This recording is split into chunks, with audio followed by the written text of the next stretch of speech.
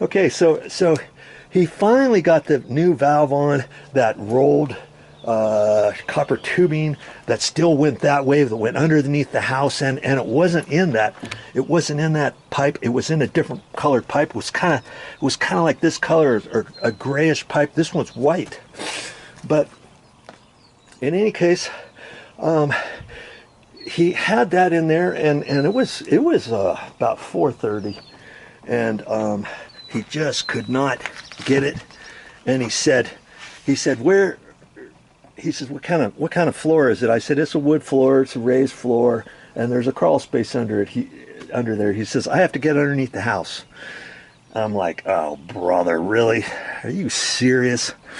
We're gonna have to dig all that? And he says, I don't think it's gonna be very much. I got him underneath the house. He looked at it, and where it comes there, it comes up underneath the footing on the other side, and then it kind of curves up to a certain extent, and then it goes up above the dirt, and then everything else underneath the house is fine. It was just the rolled tubing that they installed from here up until it got out of the dirt. Okay, he said we're gonna have to dig that, because and I'm like, you're gonna take the new one off. He ended up taking the new one off. He said like he measured, he looked underneath to see how he was gonna have to make the connections. He didn't have the pipe on his truck, so fortunately the place stayed open till 5:30. Here it is, 10 to 5. He's leaving the house here to drive down to go get it and to come back. And I said, you're going to stay and do it for us, right? And he says, yeah, whatever it takes. And so while he was gone, I took my shovel here, my crowbar. I had another crowbar. I had a flat bar. I had my hammer, the shovel, my knee pad. I take that everywhere I go. I had to get some extension cords, my construction light, and I started digging on the other side. I didn't have to dig it this big, because yes, it wasn't as much digging, but it was still some digging. And my word, you'll see in a minute, because I'm going to take you down there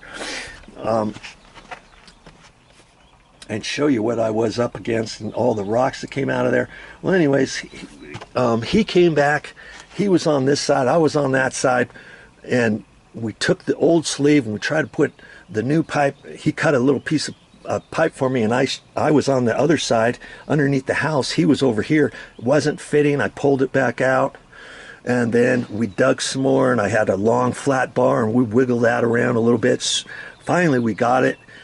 We got a new sleeve. See that white pipe? That's a sleeve that goes from there on up on the other side, because when you install new stuff, you've got to put you should have a sleeve like that when it goes underneath concrete footing. Now, granted, they would have put that, and then they would have had a sleeve. The concrete would have or gravel would have went over that, and then they would have poured the concrete footing and the stem walls and all that kind of stuff. But because it was like that, I thought, I had always heard you should not have your copper tubing touching dirt, and you don't want to backfill with dirt and all that.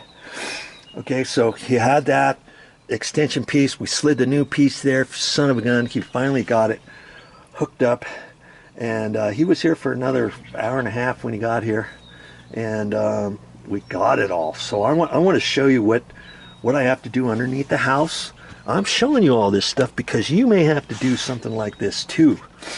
You know, at your house, if you're in the snow zone, you want a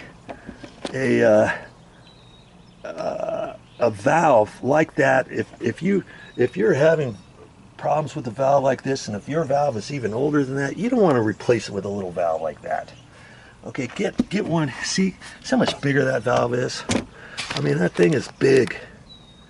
Okay, and there. That is one big solid brass monster. That's going to last the lifetime of this house. Okay, it's on, off. That's it. That's all you have to do. 1/2 turn. That's a half of a half. That's a quarter turn. Boom, boom. That's it. Okay, that's the kind of valve you want. And now I'm getting ready. I'm getting ready to backfill all this kind of stuff, but I want to finish this video. The next thing I'm going to do is I'm going to show you the handle that you need to get at the store in order to turn that off. Kaboom. Look at this. It's a piece of rebar, and you see there's a handle there, and see the end? It's got a U-shaped deal on it. See that? Look at that. That just fits right over that, and you turn it. And the reason why these are like 5 feet tall, because that way it sticks up out of the ground, so you don't have to reach down there on your hands and knees to turn the handle off using this tool. You see, that's why they've got it 5 feet long. You can kind of stand up and bend down and just turn it. Okay, we got that at the Home Depot, and I forget what it was, $35 or something. That's the type of handle you're going to need in order to shut that off.